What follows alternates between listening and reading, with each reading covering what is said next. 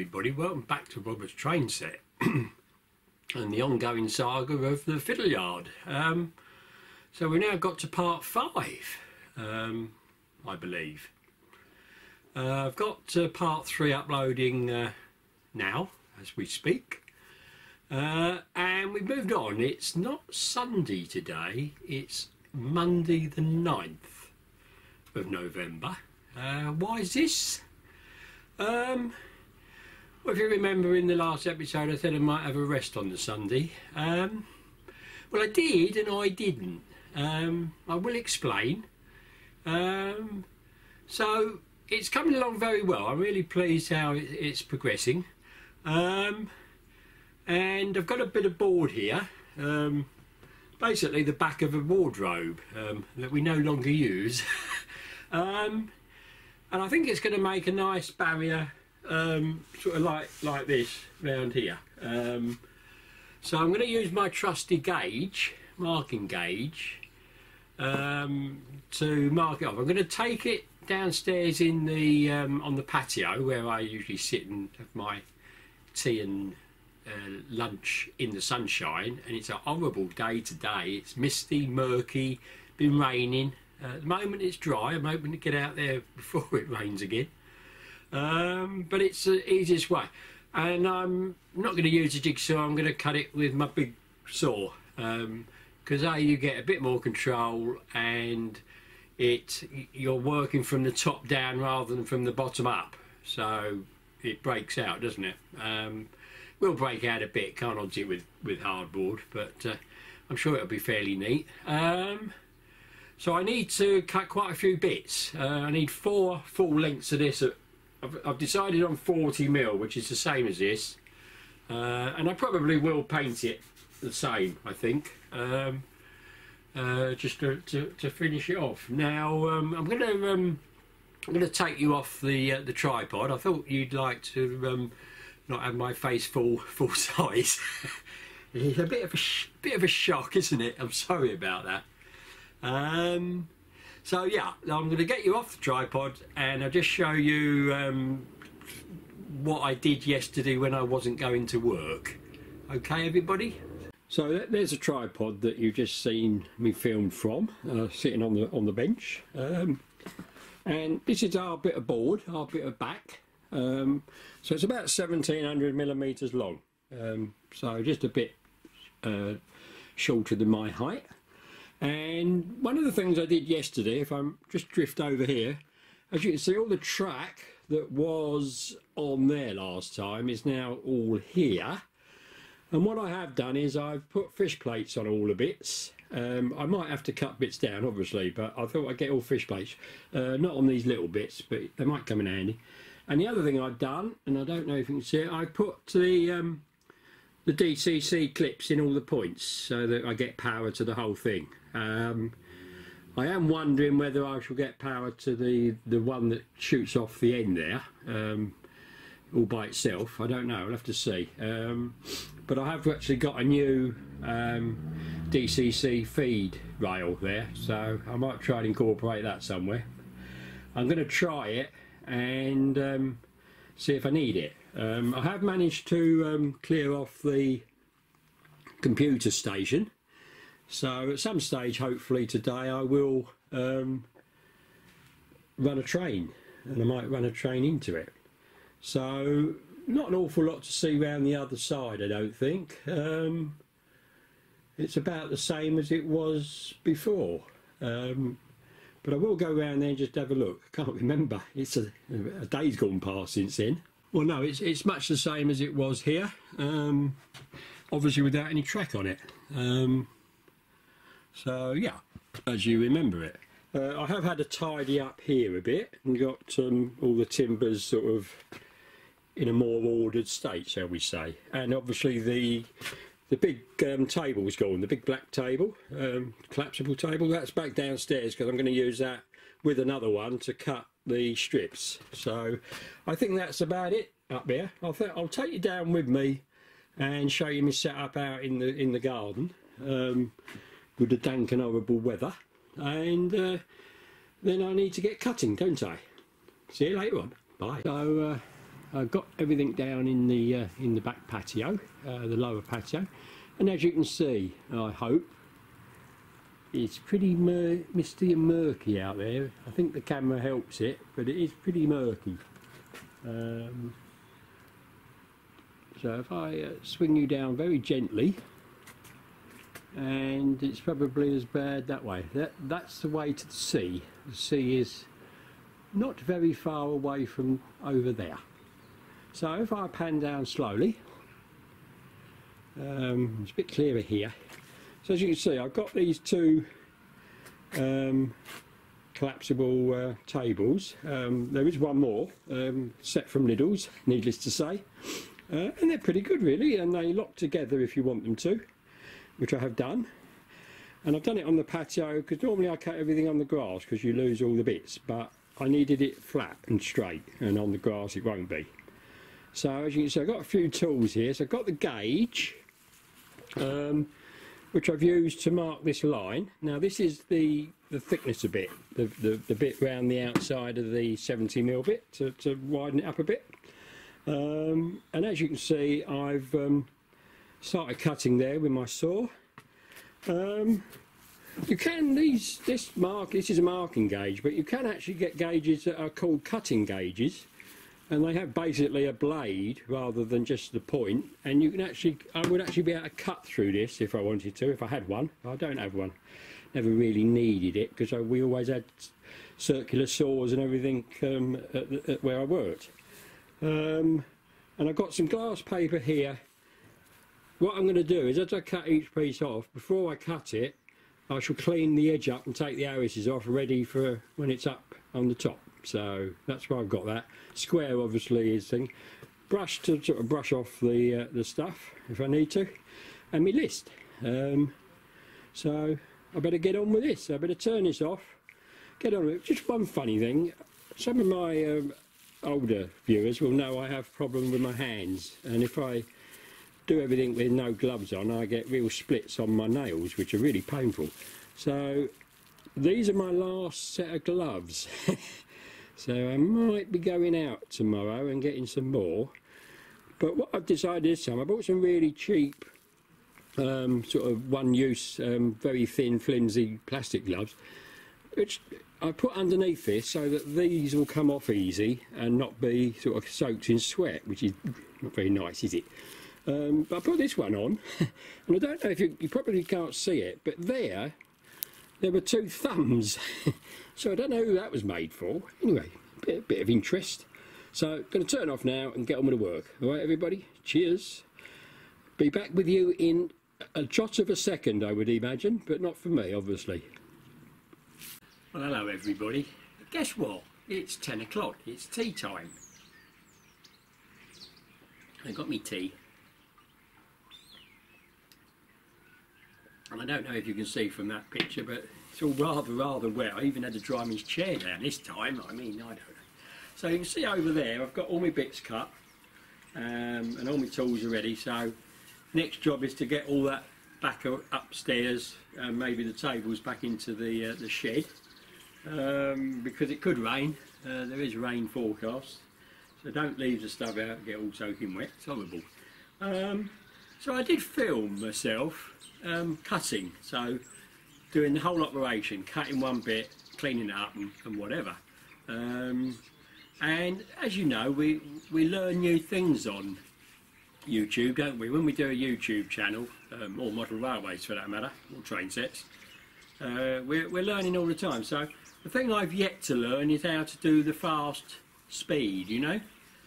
So if I can figure it out, and I will try, you'll see it in its entirety, although a bit quicker. If not, I shall just cut it into segments to sort of speed it up a bit. But what I will do is, as you will see, I'll put the start time and the finish time. Time of starting 9:38 in the morning.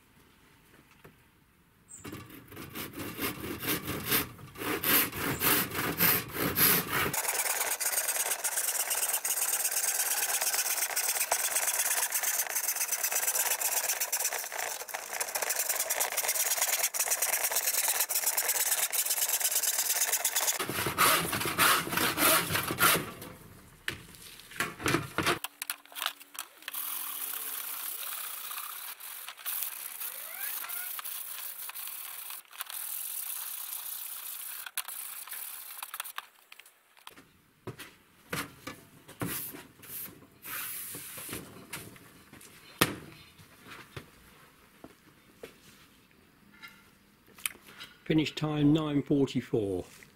And it doesn't take very long. I mean, I've cut 5 bits at the 40mm and 1 bit at the 16, and I think it's taken a little over half an hour, so it's quite quick. You know, it doesn't include all the setting up and getting everything ready, obviously, but so you know, it doesn't take very long. So I'm planning on fixing it to the edge of the fiddle yard with I've got an electric stapler, so we'll have to see how that works. Whether the staples are long enough to grip in the composition of the Conti board, I do not know. We'll have to see. Should do. We'll see. So the next job is to get it, as I said, get it all upstairs and start cutting it to length and fitting it. Now I'm hoping the 40mm piece on edge will stiffen the whole thing up. So where we've got the little bit of flex, shall we say, this should stiffen it up, hopefully, if it's big enough, if it's wide enough. I think 40mm should be okay. If the worst comes to the worst, I can always fit a bearer underneath, can't I, to stiffen the thing up, especially the one to the wall, because that's the one that gives the most. So I'm enjoying my cup of tea. I think I'll finish filming here, and you'll see me next time up in the loft, and hopefully get some of this fitted. Okay, everybody, cheers. Well, hello everybody, welcome back. Oh dear, so it's still the 9th, it's still Monday the 9th, and it's 18 minutes past 2 in the afternoon. And I don't know about you, but I always sort of try and think what I want to get done in the day. So, I've got an itch. So, I've managed to achieve what I was hoping to. I'm going to now show you a little bit of what I've done. And then I'm going to go downstairs, make myself a cup of tea and have a shower, because I'm all hot and horrible again, from up and down and whatever. Both the steps and, you know, underneath and whatever. And then I think I'm going to come up here after my shower and put the track back and maybe just run a train, and maybe I could possibly run the Polaroid, you know, as a driver's view down it and see what it looks like. See how we go. So I'm going to take you off the tripod now and try not to get you too giddy. Alright everybody, see you in a minute. So we'll start where we normally start, looking at the HST carriages. They're a bit buried in stuff. Track's still here ready to be done, as you can see. But if I pan up over the gap, being careful, we have a barrier round all the way to stop the trains flying off the ends or the sides. So I'll now take you over the other side and we'll have a look at that. So carrying on from the corner we were looking at the other side, if we follow it along, avoiding the structural member, it comes all the way along here and past that, and here's our joint. I did actually want to, on this, I did actually really want to run that right across. But in the end, I thought it was going to be so difficult to do, and then I've got to get behind to pin it on, or staple it on, which I'll show you in a minute. So I jointed it. But what I've done here is, rather than cut right through, I've done like a partial cut through, like on a mitre, but not gone right through, and then bent it round and done the same here, which is why we've got a gap like this. Which, when I paint it, you won't notice that much, it doesn't matter. But it has actually made this quite a bit stiffer. I'm pretty sure there's nothing I'm going to run on there that's going to break that in half. And then it just runs down to the wall, like so. So I'm quite pleased with this, actually. Looking pretty good. Yeah, I am happy. I think that's going to look all right. So I'm going to lay the track temporary. I'm not going to pin anything down, and let's try it. And then I think tomorrow the job plan is to maybe start paint this before I put the track down. It'll be a lot easier, won't it? So we'll see how we go. So I just want to show you something over the other side a minute. So remember all that stuff I cut up outside? that's all I've got left. It is a bit tight, I must admit. That's a bit of luck rather than judgment, I think. But I did measure it as much as I could. So, yeah, pleased with that. So, I'll put it back on the tripod. So, as I said, I'm going to now go and have a cup of tea, mug of tea, and have a shower and change. Because I don't need to be in my work clothes to put the track together and run the trains, do I? And feel a bit more comfortable. Some of you might have noticed I've got a plaster on my forehead. When I was having my day off on Sunday, I needed to get something out of my drawers, my chest of drawers that are there, and I'll just show you. I managed to impact that bit of roof, and it didn't move, you know. It's quite solid. So I've just grazed it really. So, but I knew I'd done it. So I do get caught occasionally. Usually the hat and the padding does it, but this time it didn't. I should have done it there, shouldn't I? Never mind. So I'll see you later on. Cheers, everybody. Cheers. Well, here I am back up, ladies and gentlemen. With, of course, the inevitable mug of tea. So I'm just going to film me putting all this lot together, hopefully. So where do we start? Well, we get that, I think, on there.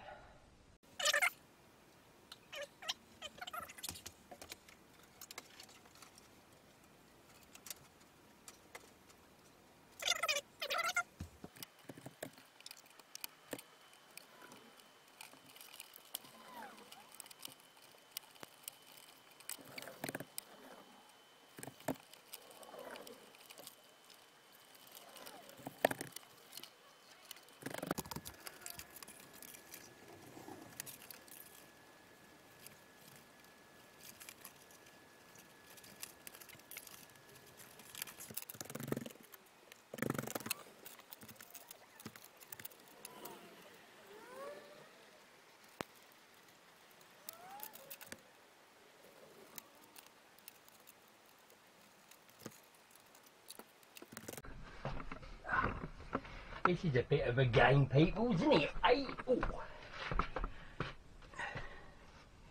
Anyway, we're nearly there. Look, don't want to do that. Go and check that again. I think I've moved it back at the other end.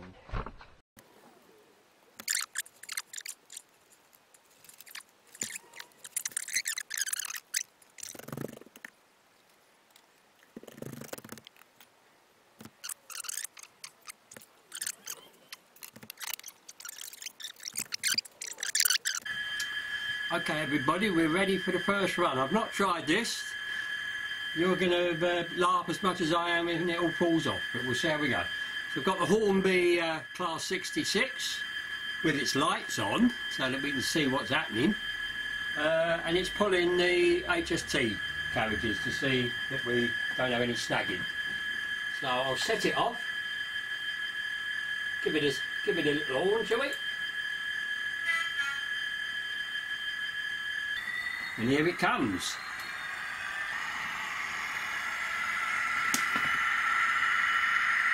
So it's a bit dark this end. Oh, we didn't mean it to go over there. Never mind, that won't hurt.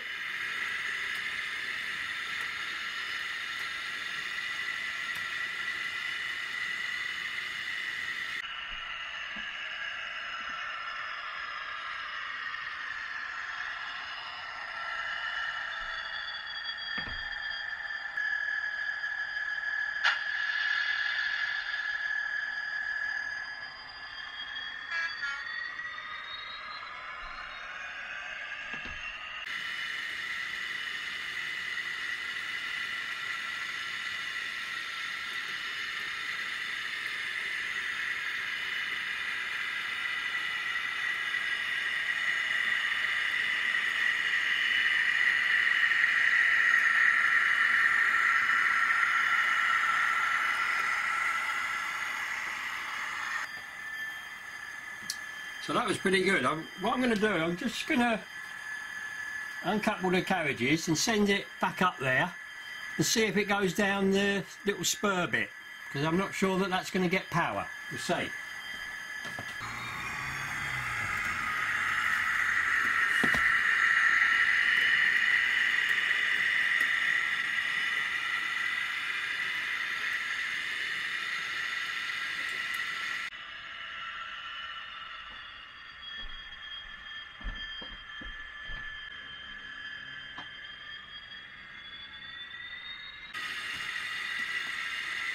That looking good.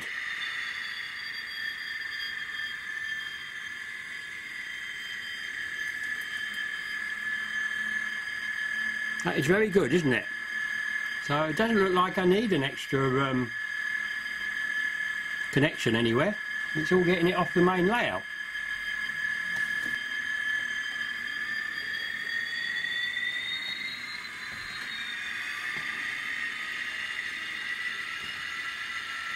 I'll send that right down the end there.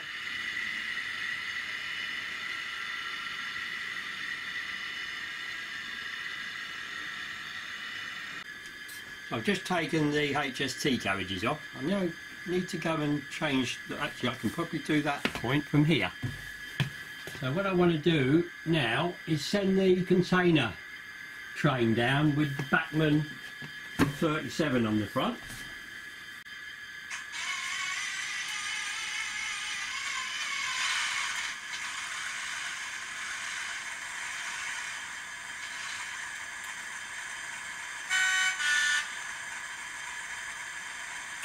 So if anything's going to fall off, these Bachmann container wagons will.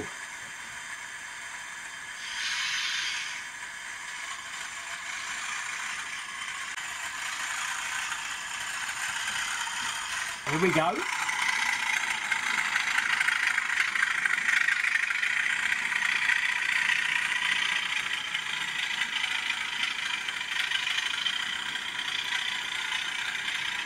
Looking good.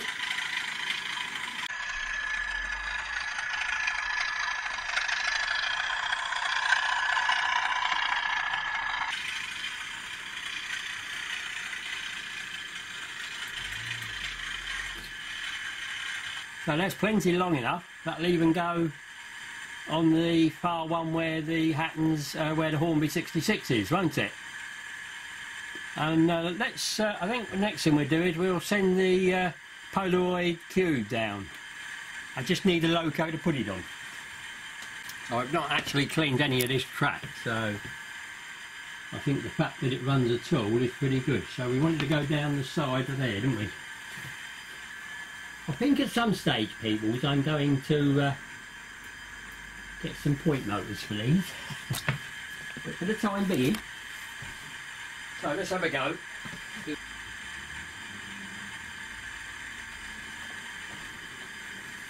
So this will probably fall off on the points, because it usually does.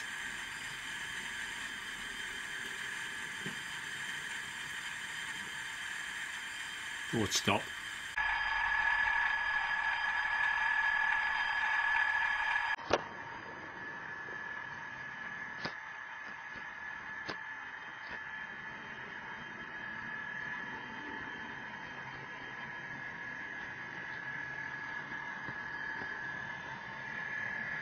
Let's see, peoples, here we go. Fall off on the points, because it usually does.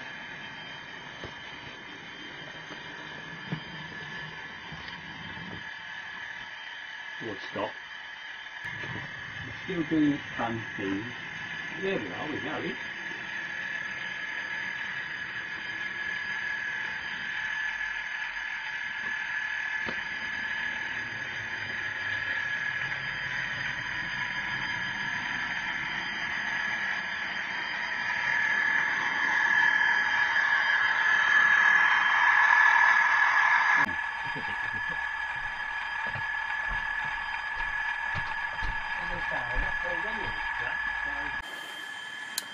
So now the ultimate test. Let's see if we can reverse this container train out, shall we?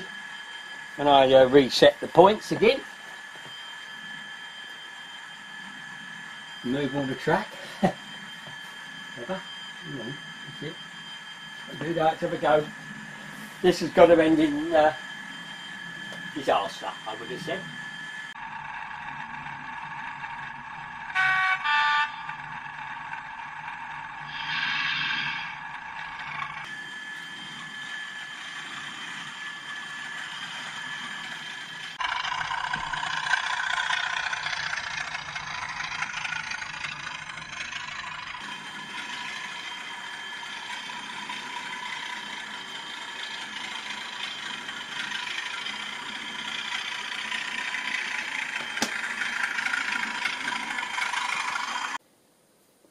So everyone, I think that's been quite a good test. I'm pleased with that. I mean, you know, the Bonaccord is always going to be Bonaccord. If I had another one down here, I would have used her, but not to be. So the only other one really to send down would be the 395. I got the number right this time, but I'll do that another day because I'm going to have to get this container wagon off. And the time is going on, so, and also the length of this video. So I hope you've enjoyed this, and I'm quite pleased with that. So tomorrow it's take all the track off again and give it a paint, I think, and see what it looks like then. So cheers everybody, cheers.